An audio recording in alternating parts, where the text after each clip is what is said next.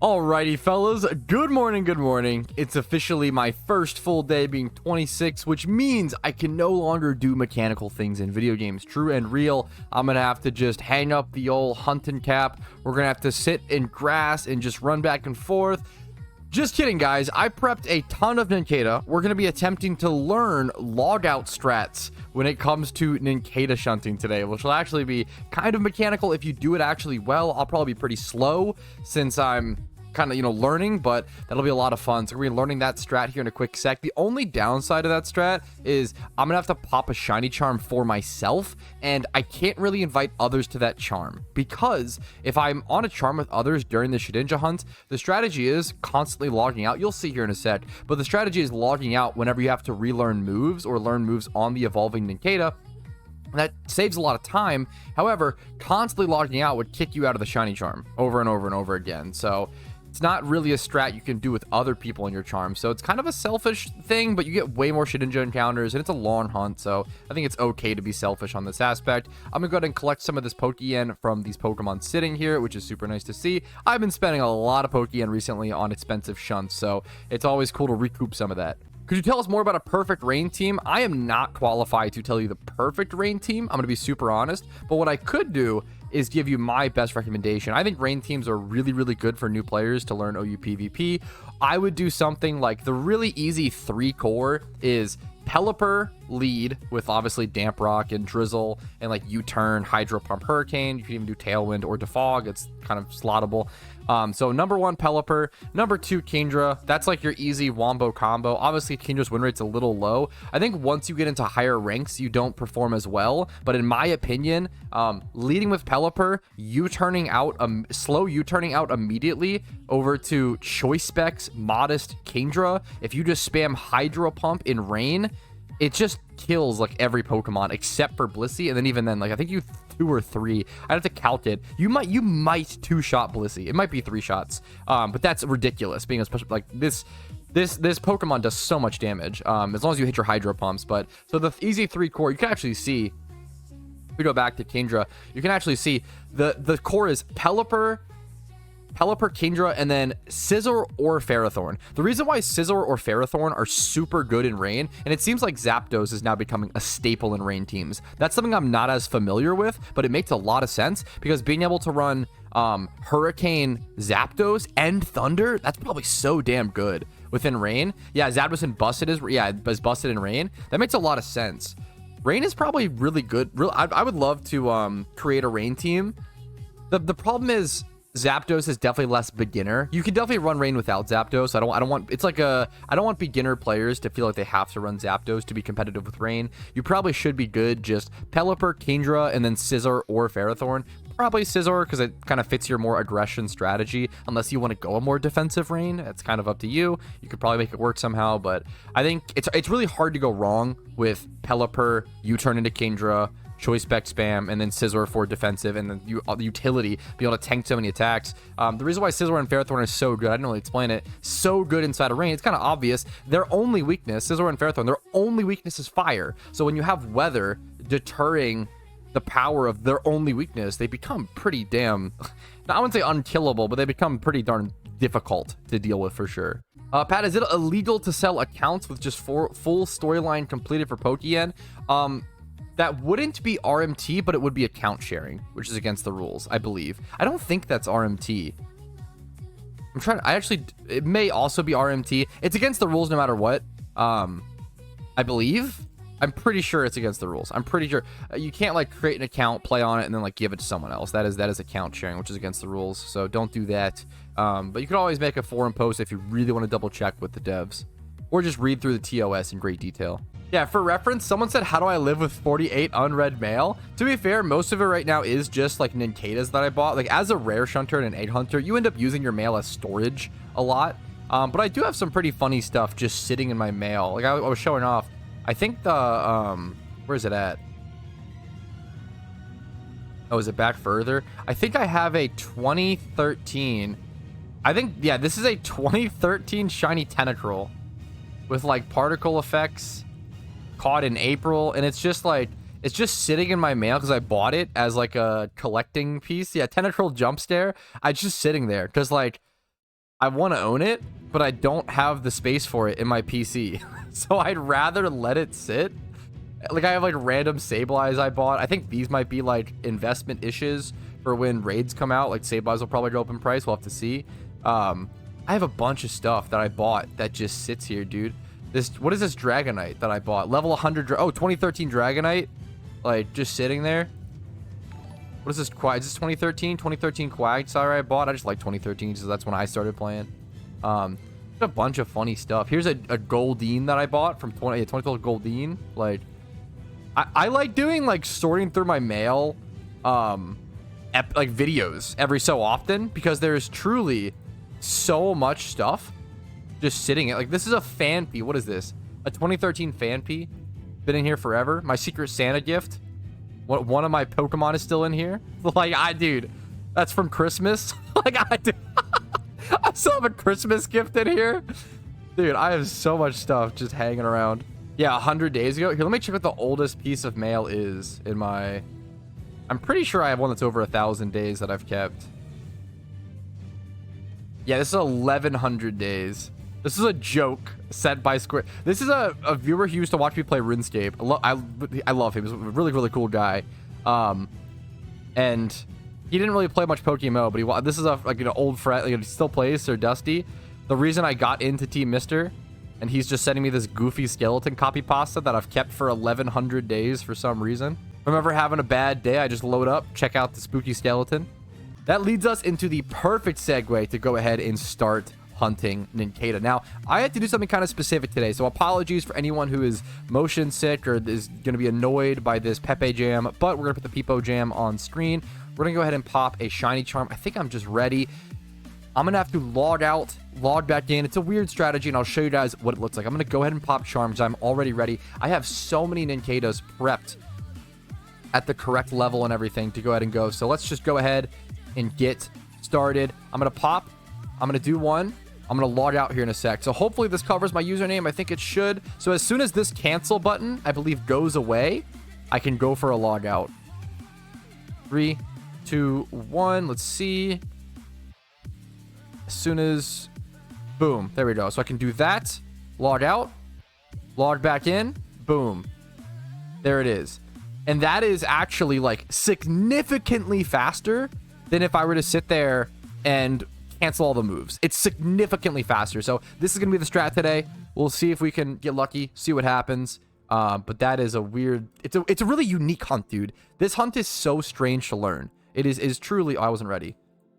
It's like it's going to take so long to learn the muscle memories. It is so freaking unique. Yeah, if it wasn't clear, someone was asking if it really is faster. The reason it's faster is not because I'm skipping the like evolution animation. The faster part is skipping the 3 moves that it has to relearn after. Not relearn, but like learn for the first time. The level up moves, like the Leech Life, for example, there hilariously take most of your time when doing this strategy. I'm so glad Oceans is here to talk about this. So Oceans is obviously the Pokeforce dev. I've been really excited for Pokeforce for a long time. We're talking about Pokerogue. Dude, I feel like if you want to be a successful Pokemon fan-made game, I think the 2, maybe 3 most important games, if you're a developer for a Pokemon fan game, I think the 3 most important games to study and understand why they're good and why they succeed. The third one's going to be a hot take. Number 1, PokeMMO. Easy peasy. Number 2, Pokerogue. I think Pokerogue is an incredibly well-designed game. I think there's some balancing decisions and some balancing tweaks that need to be made. I think certain things are too powerful, for sure, like clearly more powerful than other things. But that's just Pokemon. It's kind of always going to be like that. Like, Garchomp is always going to be stronger than a Bibarel. What are you going to do? But in a game like this, like, things could be a little different. Like, for example, Bibarel is actually really strong from my runs that I've had in Pokerogue. I've only done like 3 runs because it evolves really early. It gets Headbutt really early, which is a 70 base power stab move, which is really good in like early game Pokerogue.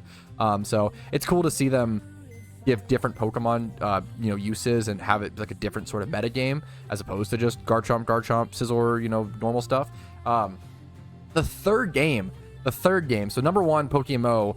Number 2, Pokerogue. Number 3, Pal World, in my opinion. I know it's a hot take. A lot of people don't like Pal World. I get it. Have your own opinion. More power to you. I thought Pal World was an incredibly well-designed game. I think the placements in the map design was so damn good. The place they spawned you at promoted exploration while showing you little nooks and crannies, teaching you that you would be rewarded by exploring those little nooks and crannies. It placed you perfectly around like each little different type of resource. Pal World was really, really good in my opinion. Obviously feel free to disagree, but I think those are like the 3 best Pokemon fan-made games probably out right now, / that I've seen in a long time. But I also don't have much experience with ROM hacks, so keep that in mind. I'm not much of a ROM hack player. Any specific quality of life you'd like PokeMMO to add as a streamer / content creator specifically, Pat? Such as hiding login info. An interesting question. Actually, the big one would be I'm trying to think. The ability to like truly go and you can do certain things in PokeMMO. Okay, so what you can do is you can like turn your. I need to be able to have like a do not disturb mode. I don't think that exists in PokeMMO. There might actually be a do not disturb. Is it? What's the command? There actually might be a command for that.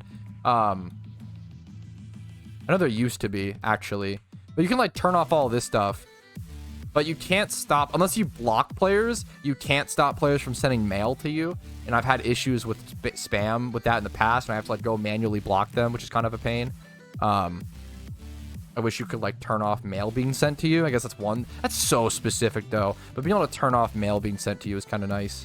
Yeah, I think do not disturb used to exist, and now they changed it to you have these settings.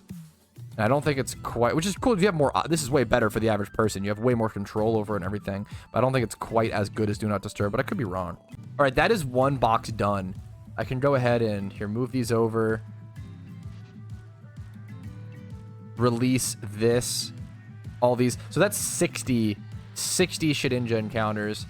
I'm gonna go ahead and move 30 of these over to cell 5, and we'll keep cooking just like that. Alrighty, fellas, we're back. It's always something with the stream, you know, internet disconnect. My power flickered on and off today, so stream went down for a quick sec. I'm back on.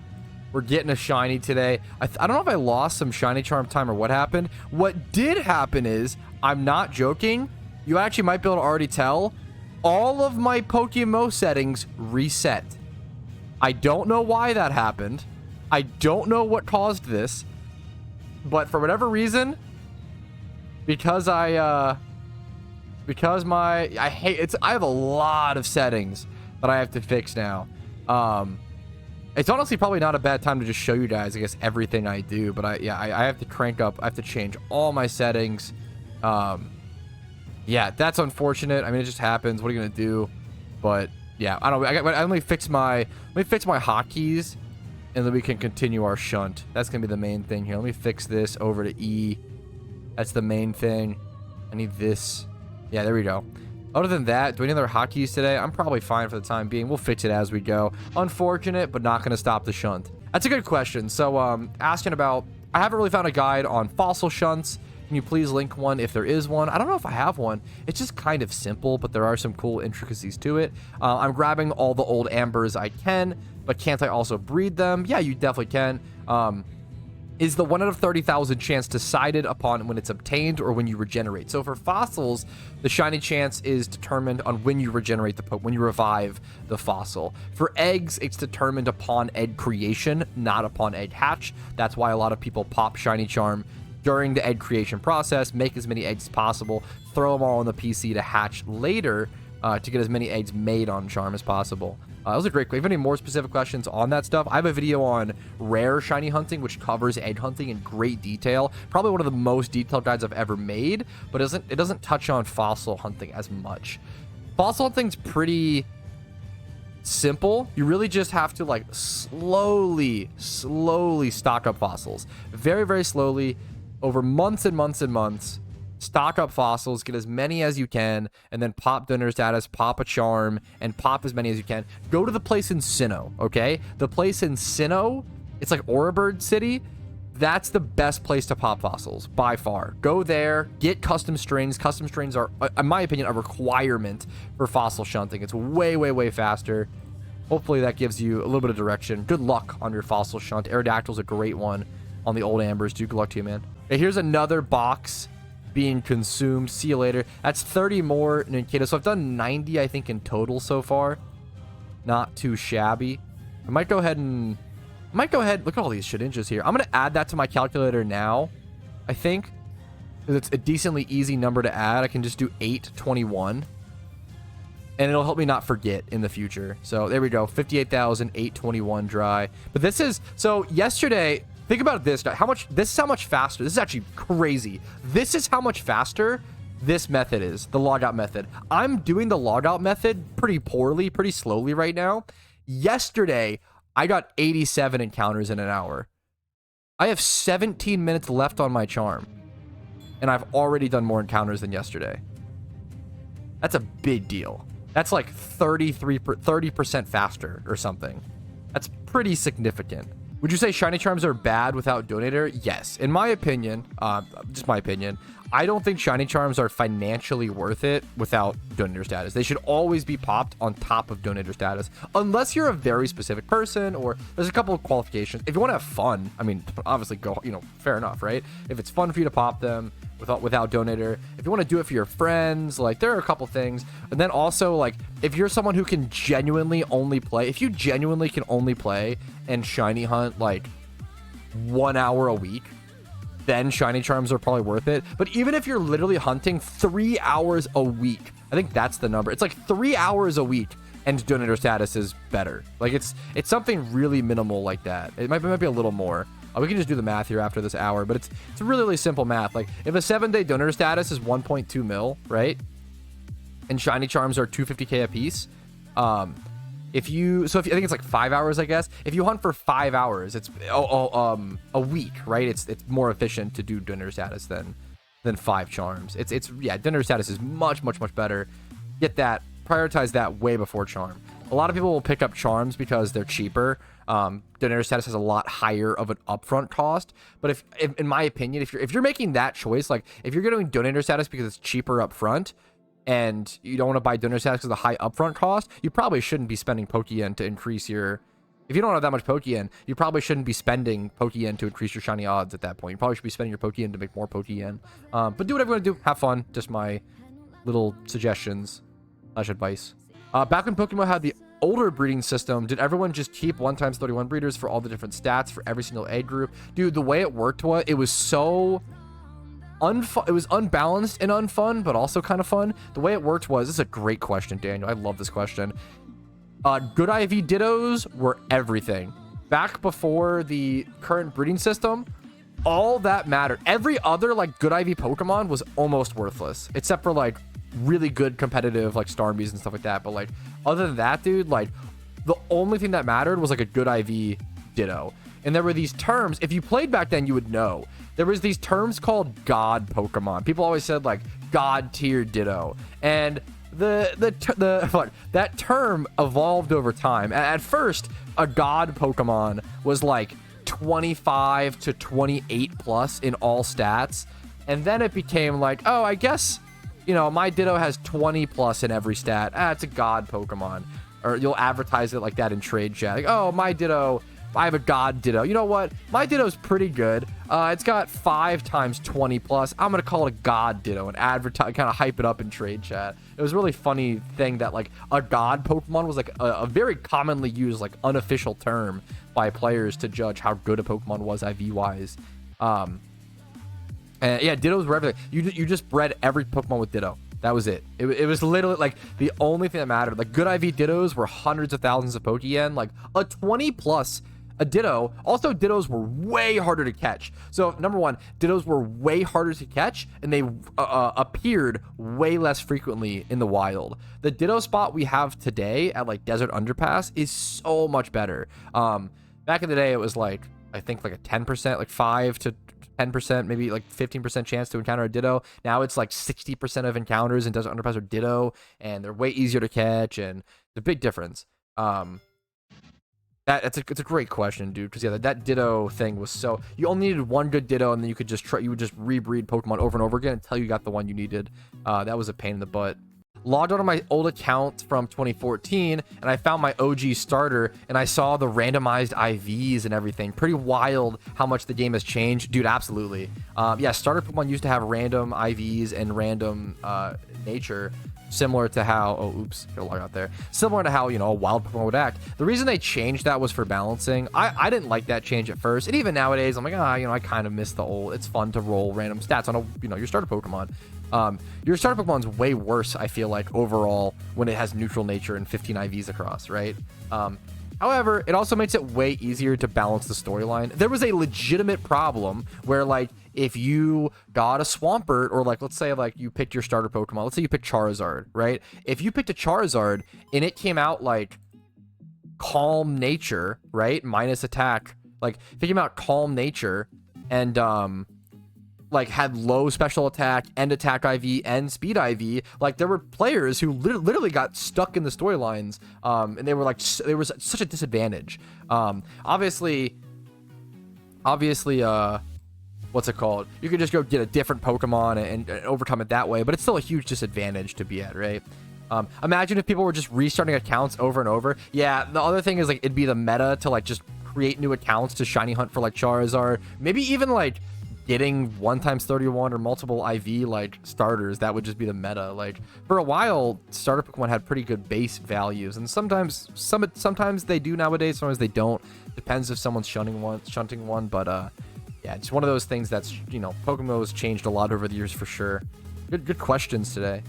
Okay, this is a great question. Random question, looking for a specific answer. If I'm breeding something like a Volcarona, am I better going 3x31 female or 4 to 5x31 female for profit? Which one is better to breed? So how many 31s do you want to stop at when you're breeding for profit? It's a great question. In my opinion, oh, you said 4 to 5 times, sorry, male. Gotcha. For Volcarona, you would never go male on the last breed, in my opinion, because Volcarona is such a desired species. You'd rather go female. For Volcarona, dude, I think, honestly, if you want to go max profit, generally when it comes to breeding, I think 3x31 is around where you see max profits. Sometimes 4x31, depends on the Pokemon, depends on the species. But I usually go for 3x31 breeds. But for Volcarona, or if you want to like complete a comp and sell it for profit, I would just do like 2x31. Like for Volcarona, man, if you could do like 31 special attack, 31 speed, and then 20 to 25 plus in every other stat that it needs, so everything except for attack. Yeah, if you can do that, like you're gonna sell that. And then like if you get a Larvesta, 31 special attack, 31 speed, even if you buy it, here, let's actually, I want to check math stuff, but I'm in the middle of this specific hunt, but you know what, it's fun, so let's check it. I'll do it for the meme. If you were to buy a Larvesta, let's see, let's go timid nature. I feel like it's used more. Buy a Larvesta, here, get out of here. Buy a Larvesta, 20 plus in every stat, 31 special attack and speed. Let's do Larvesta. That would be 170k. Okay, 170k. That's pretty cheap, honestly. Look at this. Wait, this is a perfect. Look at this. If I were to buy this for 170k, EV train it and XP train it up to level 65 or 59 or whatever as a Volcarona, 59, sure. You could easily sell this. Now this one's 3x31, so it's a bit better, but this one's pretty comparable. You're easily buying that for 170k, EV training, XP training, and making like 100k profit on it. I did that for Volcaronas and made 120k profit per. There you go. Dude, if you are a new player, I would love to make more guides on that. I think one of the best ways to make money as a new player, and it's so easy. You have to just know what Pokemon to look for, because it's brain dead grind. Anybody can like EV train and XP train, right? Like EV training, XP training is so freaking good. It's so good. 2x31 modest. Modest is still, let's check. Let's see which is used more. You know, it's, you can always check yourself, see what's being used. So timid's used 60% of the time. Modest is still used 17%. Modest is still good. If it was cheaper to go modest, bold is actually used more, hilariously, because Quiver Dance raises Volcarona's special defense. So if you can take care of its physical defense, it just becomes pretty fucking tanky. Unless they have Rock Slider, you know, Stone Edge, but other than that, you're pretty strong. I made a 3x31 Volcarona and it rolled randomly timid, so I went from 240k and ended up selling it for 500k. Dude, I love breeding for profit. It's seriously so fun. It's so good. It's like solving a puzzle. It's kind of mentally taxing, and it requires capital. It's not the best new player money making method, but fantastic for middle level players or veteran players, being able to make consistent profits. And then if you randomly roll in nature, you just boom, you like double your profit. It's so satisfying to see. Another cool part about breeding for profit is the ability to randomly get a good IV rare shiny. I really like that for sure. I think that's a lot of fun. It's so unlikely, but there's always that chance, and that just, it keeps you hopeful. I might, you know what? I might even go do some breeding for profit after this charm, after this hour. We'll see. There's another box taken care of. Not going to have time for too much more. So that's an extra 30. I think it's just 30 more that I've done, so I'll keep that in mind. I've already calced the other section. So let's see how many we can fit in a few more minutes. Only 3 more minutes left on charm. We did way more encounters than yesterday, though, which is, this strat's been working. I've actually seen this question pop up a bit recently. Item magnet charm does not increase the chance for wild Pokemon to have held items. So item magnet charm does not help with farming amulet coins from Meowths. I've had that question a bit recently. Item magnet charm only helps you pick up more items and like find them randomly. It's better for like payday pickuping. It doesn't actually increase the chance of you of the enemy from, I could be wrong, this is my understanding. I don't think it increases the chance of the opposing wild Pokemon to hold held items. I believe it's just items randomly found from the battle, like payday pickuping. Oh, I missed it, but that is the end of the charm, fellas. That is the, I'm not going to pop these without, we're going to save every Nincada we have. Here is the Shedinjas we got. Let's count our Nincadas so we can actually see. We can just count how many Shedinjas actually. So it's, I believe 30 plus, I think it's 30 plus this number. That'd be 1, 2, 3, 4, 5, 6, 7, 8, 9, 10, 11, 12, 13, 14, loose counting, 14. So 44. So we'll add 44 over to our encounter. And then it's 44 plus 90. So yesterday we did 87. We did 87 in 1 hour yesterday. Today with the logout strat, we did 134. Oh yeah, 15 because I had one Shedinja in my party. True. So 135. So we literally did 50% or so. Like we literally performed 50% better today. That's crazy with the logout strat. It's like 50% faster. That's wild. All right, at least now the Peepo Jam can take a break. He's exhausted from all the dancing he's been doing. I'm probably gonna go do some single encounter hunting, I guess, for a little bit. Just shake things up. We'll move these over to the different box. Just shake things up a little bit. Get out of the house. Get out of the Celadon City PC. Gotta stretch my legs. You know, I've been here for quite a while. Wait, do you guys want to know something so funny? I actually didn't notice this because I haven't had to move for the past like 17 minutes. Because my controls reset, I'm no longer WASD movement, I'm arrow keys. So I went to try to move away from the PC and pressed S and realized my character wasn't moving. And I was like, what the hell? And it's, it's because of my power flickered, all of my settings reset. I haven't even fixed that yet. That's crazy. All right, someone mentioned Larvesta earlier. So you know what? Let's go ahead and see if there's any Larvesta breeding we can do for profit. I like it. I did a lot of Larvesta breeding recently, honestly, for profit. Let's see if there's still something to be made. I mean, a really easy one, 8K. You could probably breed this with a Ditto. You probably wouldn't profit too much. What if I were to buy a 31 special attack Larvesta? A really easy way to check before you breed something is just to check beforehand. So if I check and I see, oh, Larvestas are around 17K. These are timid as well. So I could actually Everstone Nature if I wanted to, but it's not really worth without enough stats. But honestly, it might be worth. I'm actually going to go ahead and buy those. So 17K. I could check this before, but we're just going to free ball. We're going to do 17K times 2. We're just going to do 2 quick, simple breeds. 34K is our total cost so far. We're going to head over to Ditto. Well, actually, if I'm going to carry over nature, let's check something. 2 times 31. What's a 2 times 31 timid Larvesta cost? 90K. 90K minimum. And that's without really any other stats going on. It might be worth to do the Ditto thing. Let's double check. Actually, I don't think it's going to be. Because if I sold both for 90K, it'd be 180K a piece. It would be around 150K profit after list, or 150K after listing fee. How much would it cost for the Dittos? It would end up being plus 90K for both Ditto costs, plus 20K for both braces. So I'd be paying 144K to do 2 breeds to make 155K profit. Not really worth it. I'm going to be honest. Not worth it. A 6K profit for 2 breeds. Unless I'm missing something. not super worth it. So let's go to the next option, which is just not worrying about. They were still the cheapest, so let's just not worry about the nature. Let's just see a 1 times 31 speed Ditto. So that's 7k, right? So if we grab that, we paid 34k for both Larvestas. Let's say we buy, where's my calculator? 34k for both Larvestas. Let's say we buy 2 Dittos for 6,500 a piece. That would end up being 13k, I think, for both of them, plus 20k. No, 40k for braces, right?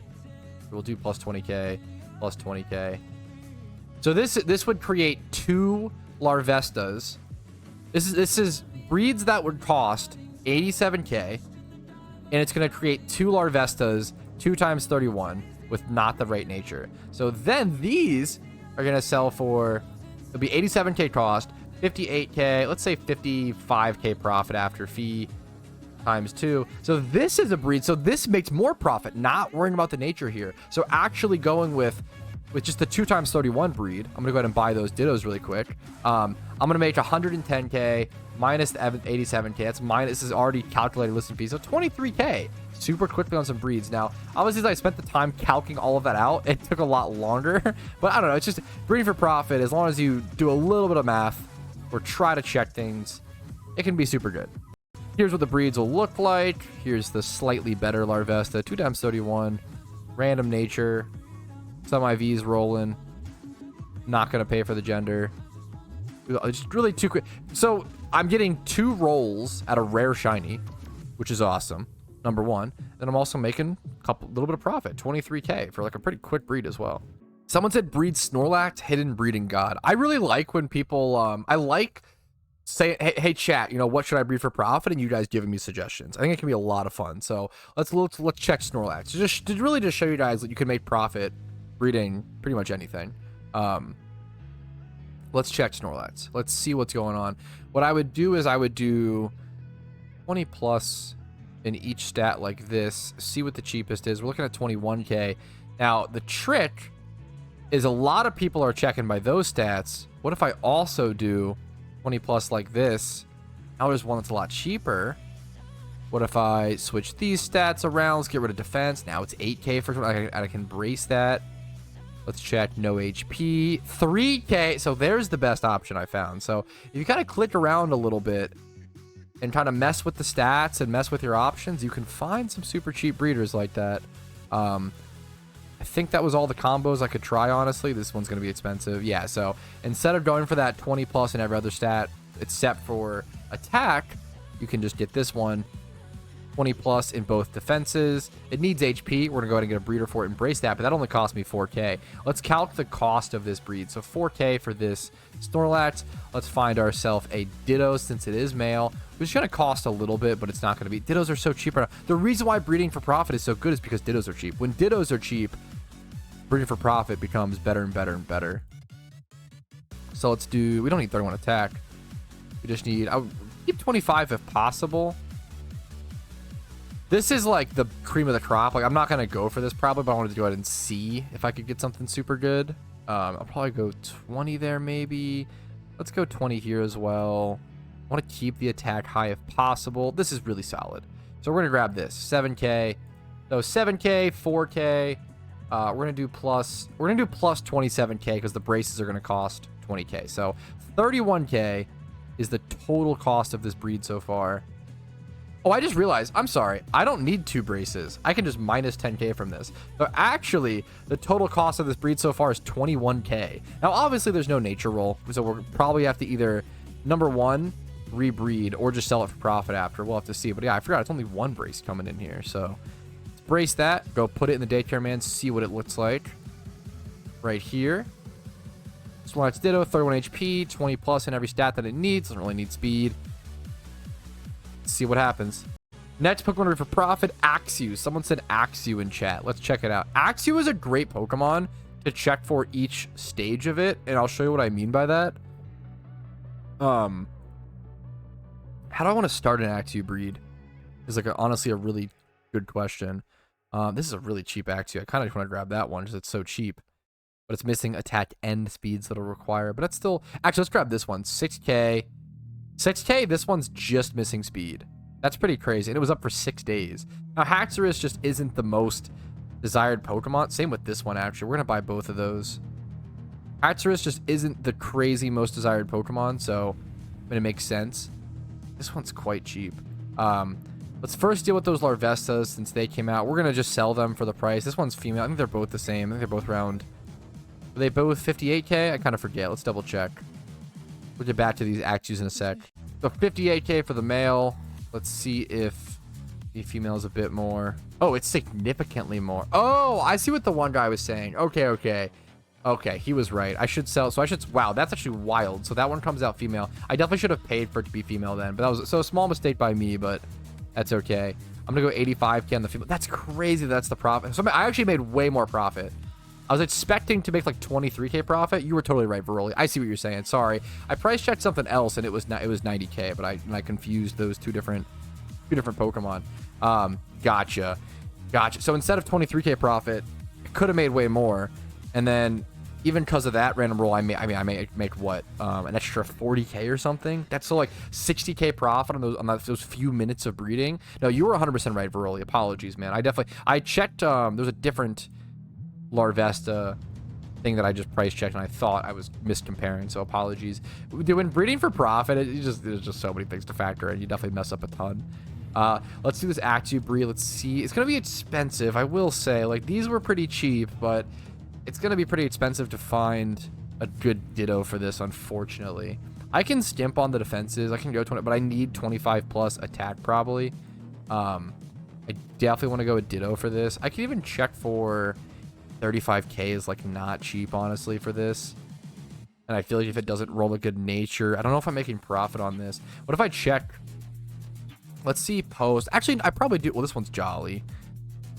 That makes sense. I'm still probably making profit on, actually. I'm still making, even if I sell these for like 60k after, it's still a profit. A pretty big profit, honestly. Still pretty good. I'm gonna go ahead and just grab this one, I think. I might just grab both. I'll just grab, because everything else is just getting more and more expensive as it goes up. So I'll go ahead and pick those up. Grab the speed braces. Put those on both of the Dittos. Someone even labeled that one 37k. Get these in the daycare, man. This one should be the slightly better one. Yeah, 25 plus. That's so nice, honestly. Get that Axew coming out.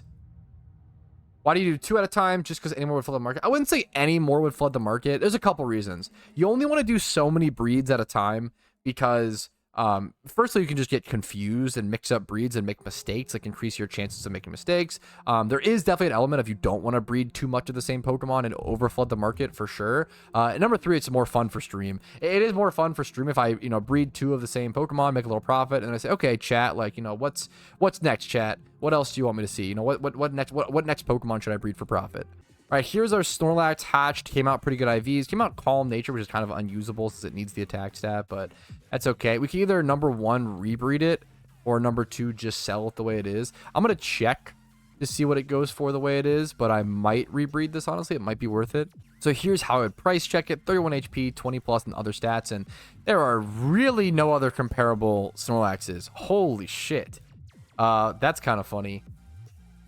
Why is the Snorlax market so underdeveloped? What is going on? Okay, that just means I'm going to have to freeball it. I made this for 21k. I'm just going to sell it for 50k. I think that's fair. I think it's a reasonable, like, good IV, rarish Pokemon. I think that's fair. Maybe even a little lower. I could even go like 40k on it. I think that's fine. We'll see if that sells. And bam, somewhat, there you go. Insta sold. It might have been underlisted, but I'm okay with that. I made fair profit on it. All right, here's the Axews coming out. Dude, 25 plus here and almost everything except for HP. It's so beautiful. Naive Nature is also kind of usable. They both rolled Naive. What are the odds of that? That's kind of funny. Let's see what I can sell these for. One of them is female. Let's see what I can sell these for. The way that I'd price check is just 20 plus in all the defensive and then 25 plus attack, because that is relevant. Like, the attack and speed stat are easily the most important on Axew, so we're going to do that. We're going to sort by Axew. We're going to sort by cheapest. Cheapest we can see. This one's Naive. And this is so expensive. These are 2x31 Adamant. Not really comparable, but still kind of comparable. If someone wants to buy a UT outright, they're going to be willing to pay a bit more Pokeyen. I probably just list these. Dude, how much did I spend on both these breeds? It was like 35k per Ditto. Like, it wasn't super cheap. I probably sell both for 100k a piece, which is pretty baller. I'm pretty happy with that. That's gonna be a healthy profit on each. Probably spent 50k per breed if I had to guess, somewhere around that. So I'm making 50k profit per breed. That's pretty clean. Rotom catch event is in 45 minutes. If you guys, I would keep track. After the event is over, after catch events and after swarms is always a really good time to buy Pokemon. If you want to buy Rotoms, if you need some Rotom competitive Pokemon, dude, check that market after the event. It's perfect time to buy up some good IV Rotoms for cheap. Yeah, let's check Porygon. No one said Porygon, but I like Porygon. It's a fantastic shiny, and it's a great Pokemon to breed for profit at times. Obviously, Porygon be using Pokemon that can be used in a lot of different tiers can usually be really good. Like, this is Bold Nature, 20 plus and a shit ton of stats. I will definitely take that. This also, same thing. Bold Nature, a lot of really good stats. We're going to grab those. This one's Adamant. Let's start with these two. I like to do 2 at a time. It's a good little section. All right, so here we go. Kind of expensive Dittos once again, but it's ridiculously worth it. Also, with this breed, I'm going to end up being able to Everstone. I'm actually going to Everstone both of these Porygons because Bold is actually kind of good. It depends on which, if you're in like NU Porygon base, Bold is super good. You kind of prefer like Timid or Modest and like Porygon Z, I believe, for like the higher tiers, like OU and stuff, for like the better Porygons. This goes Modest. For Porygon 2, you might want Bold, though. I honestly don't know enough about Porygon 2 is the more played one. 50% Bold, some Calm Nature. Okay. Yeah, that's pretty okay. I feel like we could see some really sick Porygons come out of this then. I used Porygon during my Sinnoh run and honestly gained a lot of respect for it. Porygon is super underrated as a story Pokemon for sure. I used it in my Johto run. I told people to prepare Porygon Z's, and I use, because the crazy thing about Porygon for the storyline is that you can evolve Porygon into Porygon Z at level 1. Right? At level 1, because it's trade evo via upgrade. So if you prepare for your second region, get a Porygon, trade it to Porygon Z, you can have a Pokemon with 135 base special attack for fucking Brock, or like whatever first gym you want. You're like that 135 base special attack, tri-attack stab against the first gym, like a Pokemon with 535 base stat. Like, it's so insane. Adaptability, like stab, tri-attack, adaptability, like it's really the stats. There's so much. It's so Porygon Z is actually so good for the storylines as you get it right off the bat. Someone's flexing their shiny Porygon 2 right there. They deserve it, dude. I respect it. Let's go through with these breeds, see if we get lucky. It's a generalist Pokemon, so you don't have to even think about whether I want to select the the gender or not. Perfect. Less thinking the better. We'll get those hatching. And then I have 31 Repel steps. I have some premium lore steps I've been saving with Repels. I'm actually going to head over to somewhere to go use them and go hunt. Yeah, go 210, get Pseudo. I'm down, dude. I've hunted quite a bit at Sudowoodo, and I'm down to, keep hunting and see if I can get it. Let me pop another Repel. I have this premium lore pop, and I don't want to waste too many steps. So over to Sinnoh. After we use up this premium lore, I can also go ahead and do my honey trees. Let's go grab Pokemon from the PC, but I don't want to do my honey trees with the premium lore popped. I popped the premium lore for the chance. I don't know if premium lore actually works on Shedinja encounters. I don't know, but I wanted to pop it just in case. Because if I'm paying 50,000 or Pokeyen for even the mechanical chance of Shedinja having an increased secret shiny rate, that's worth it to me. That's worth it to me, in my opinion. Dude, I will say premium lures are super expensive and super not worth it, but goddamn, when you see a ×3 rare like this, it almost tempts you to buy more premium lures. That's an effect from you could only get that from premium lures. Not worth it. Super expensive. It costs like 600k or like 4 to 600k Pokeyen per hour to use premium lures. Ridiculously expensive. Not worth it. A ton of fun though. A ton of fun. Yeah, this is a Pokeforce recommendation, Oceans. We're talking about guilds and, their impact on Pokemon and the size of guilds being like 150 and such. Dude, Pokeforce devs, please, guild halls. I would love to see. Give us guild halls and give us a way to, like, get rewards either from PvP or like some way to like upgrade, spend, like make it a gold sink. Like guild halls, it's kind of like construction in RuneScape. It's a fantastic gold sink, dude. People are willing to pay Pokeyen or in-game currency to pimp out their like surrounding space. Yeah, what do you want to go into the guild hall? Have like access to a PC in there, access to like heal your Pokemon. Maybe you have to buy those things. Like allow us to spend Pokeyen on pimping out our guild hall. Allow for like Pokemon statues. Like a lot of it can just be cosmetics, but there definitely should be some tangible benefit. Maybe like a boost to your hatching rate, like something like that. Like some small. Pat, can I just say everything you've just said is planned? This is why I'm so fucking excited for Pokeforce, dude. I know you guys are a while away from launch, a long way, probably a year minimum, but everything you guys plan has been, it's just perfect in my opinion. Like you truly feel like PokeMMO players. I would love to see it materialize. Yeah, like a guild hall in Pokemon would go so hard. Seeing all like your hard-earned buddies like around with their shinies, being able to give proper speeches and like do a draft in the guild hall would be so sick. Like some of my greatest memories in MMOs are within guild halls. I think of like Spiral Knights had like a fantastic guild hall that people would just like hang out in and like plan certain activities in. It was so fun, dude. It was a blast. We're actually aiming for a release at the end of 2024. Holy shit. Spiral Knights was awesome. Did you actually play Spiral Knights Oceans? What are the... I love the Pokeforce devs. Somehow, all of the Pokeforce devs have all played these like niche MMOs that I've also played. Spiral Knights was a fantastic game. It was a game that was actually ran and created by Sega, I believe. At least ran by Sega at some point. And they ended up like selling it off to Three Rings or some other like sub company. But Sega had an MMO at some point, and it was Spiral Knights. And it was one of the first, Spiral Knights was one of the first free-to-play games on Steam that ever existed. If you were on Steam around that time period, it was a big deal. Like before free-to-play games were like the model to make money, free-to-play games were pretty rare in like 2010 era, you know? So Spiral Knights being a free-to-play MMO, that was a big deal. When like things like WoW were charging $15 a month. That was a huge deal. I would pay PokeMMO $100 if Team Mister got a guild hall. I want it so bad. I have spent $10 in my entire PokeMMO career on PokeMMO. I would chill out money on RP for a guild hall so fast. Like there are certain things that if PokeMMO actually added great mechanics on, I absolutely would spend money in. Like I don't really care about spending like real money on vanities. It's just not how it's not my preference. I respect it. My fiance, you know, got all the rabbits and stuff, spent $20 per rabbit hat. It's a lot of fun. It's cute. You reward yourself in game. I get it. But I love those, like, I love being able to pay for like tangible things like that. Like a guild, once again, I'm just gushing over a guild hall, but I would love it so much personally. Maybe there's not that much interest in it. I would love to see more community feedback, like in the stream recap comments or on stream in general. I would love to see if people are actually interested in a guild hall or if it's just a waste of dev time. You know, what do you think?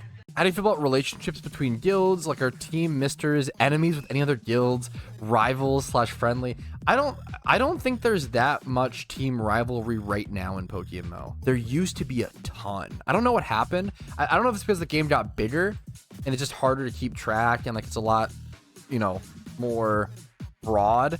But dude, in early time, like it was Asgard Warriors, I believe, like AW versus Lyle was like it was one of them winning every single team tournament was just dominated by like one of the two teams, and it was a constant power struggle to who was the best. And there was some good team rivalries with early PokeMMO teams, but I feel we've definitely kind of lost that. It's one of those things you lose as the game grows, which, you know, it's a give and a take. You get some positives and some negatives, probably a lot more positives from the game growing, obviously, but you know, you miss it. It's a cool thing to talk about for Pokeforce upcoming Oceans. We've got rival guilds already starting in our community and the game isn't even released yet. I assume like in the Discord and stuff. That's incredible. Pokeforce already starting. Preemptive territory wars are beginning in Pokeforce. That's incredible.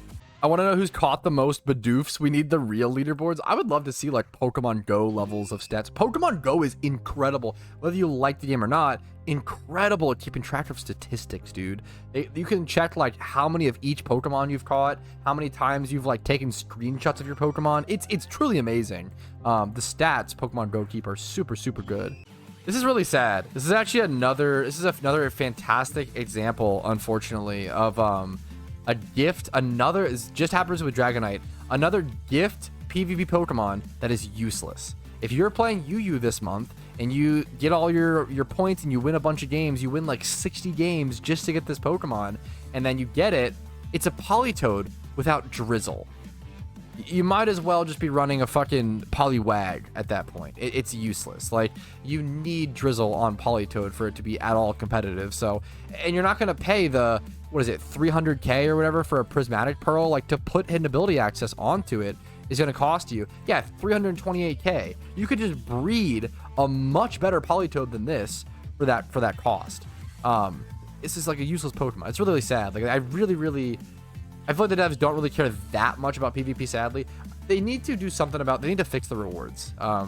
These rewards are very, very good for new players. This one's useless for everybody, which is pathetic in my opinion. Like, that hasn't been fixed. Like, I think this is genuinely pathetic that this hasn't been fixed.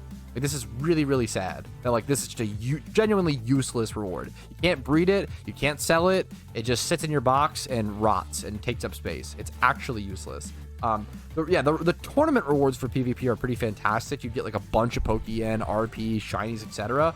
But ranked Q PvP rewards, really good for new players. Getting access to free competitive Pokemon is honestly a really good reward, but you only get one every 2 weeks. Kind of like, maybe make that one a week. I don't know. That's a little better if you play enough games.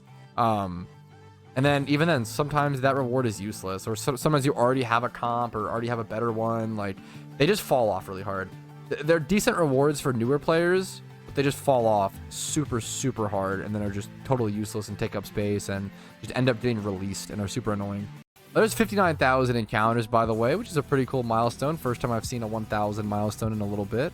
This is a good question. Is it fine to breed for profit? I only have 90k. Should I wait until I have more? That's a great question. Breeding for profit's very, very good. However, if you only have 90k, you're probably only going to be able to do like 1 to 3 breeds before you're out of Pokeyen, and then you're just sitting there waiting for stuff to sell.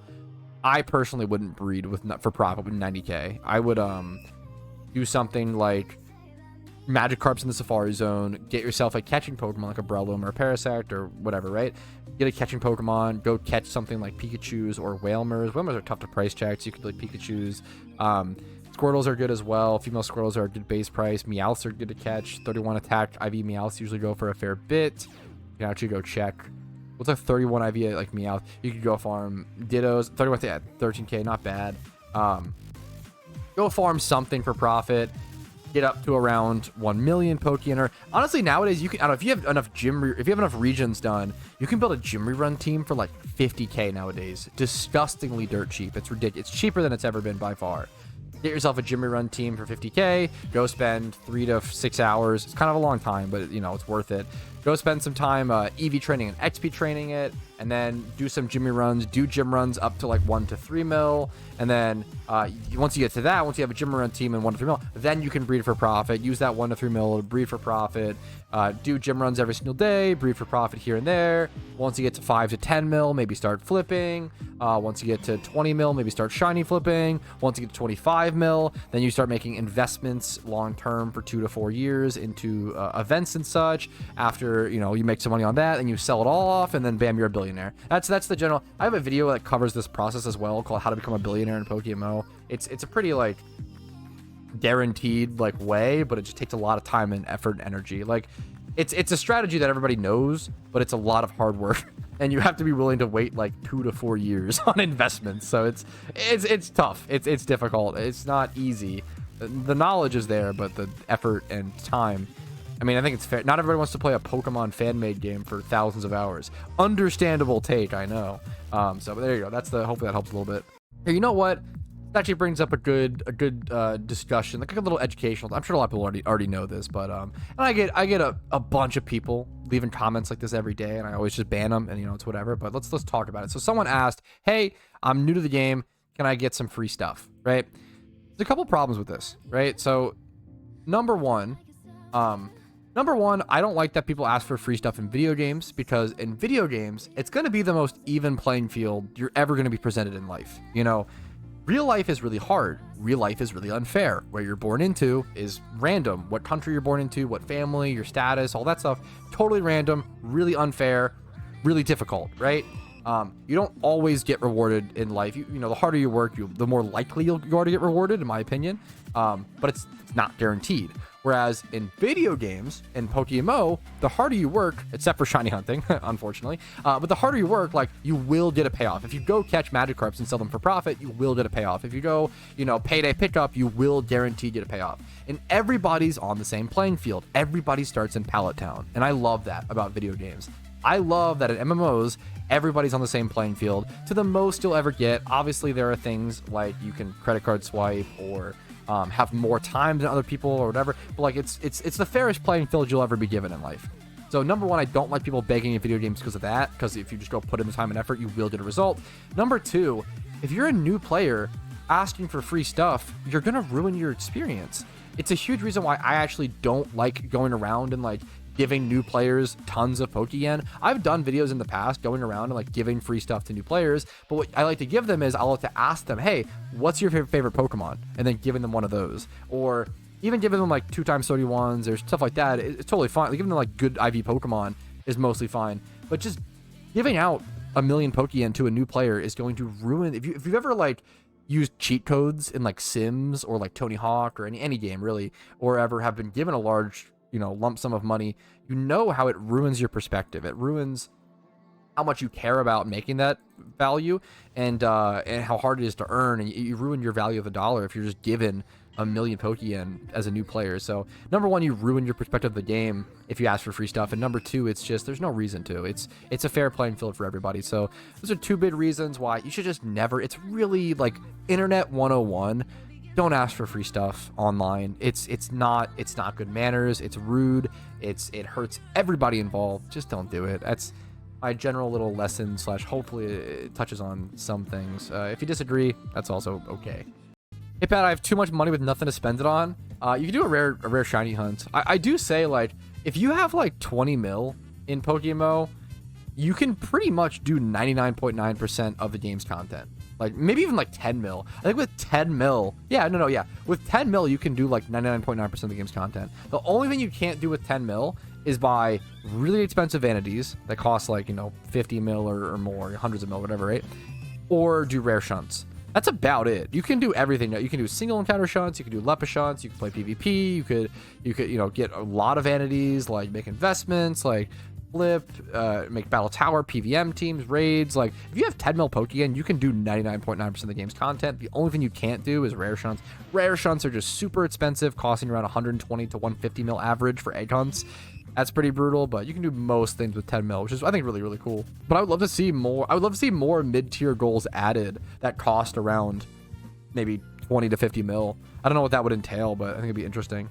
Bro, I just discovered phase 2 on the Ho-Oh fight for the first time, FML. That is one of the best feelings. I mean, it's like a worse feeling. It's like, oh my god, what? But that was one of, man, dude, playing Johto day one release was easily some of the most fun I've ever had in PokeMMO. And I hate storylines. I hate doing storylines. But man, there was something about running through that region with everybody just so excited. It's one of the best times in Pokemon, man. It is truly like being able to re-experience a Pokemon game's release for the first time. It's a beautifully fun with everybody running alongside you. Like, I don't imagine if you could have experienced like Pokemon Emerald's release with all your friends and you saw all of them running to the first. Like, it's a surreal experience. It's what you always wanted growing up. It is, which is another reason why I feel like seasonal PokeMMO leagues would be incredible. To have that feeling a little bit more, a few more times, would be pretty good. It's pretty cool. Is Secret Shinies a different color? No, Secret Shinies don't get a different color, unfortunately. It's just a particle difference, and here, I'll show you. It's just a particle difference. When you throw it out as a different sound effect and a slightly different animation that shows. The idea of different colored shinies and shiny variations, like color-wise, are really cool until you realize, oh, let's say, for example, I really want a Nidoking that has like a green shiny variant, right? And let's say that there's like 5, color variants of Nidoking. Well, now you probably have to hunt for 5 shiny Nidoking on average to get the color variant you want. Like, it becomes this game of like, if you want to go for the color variant you want, things just become ridiculous. It's very cool in theory, but balance-wise and pragmatically, it becomes a nightmare, I feel like, in terms of specific going for a hunt, you know? Can your alpha have a chance to be shiny? Yes. If you're not familiar, a shiny alpha is called a shalfa. I love the term. They look amazing. They have a different... when you have a shalfa, it changes the color of the glow from red to yellow. So let's look at like this Hypno, for example. You have like the pink shiny Hypno with the yellow glow around it as opposed to the normal red.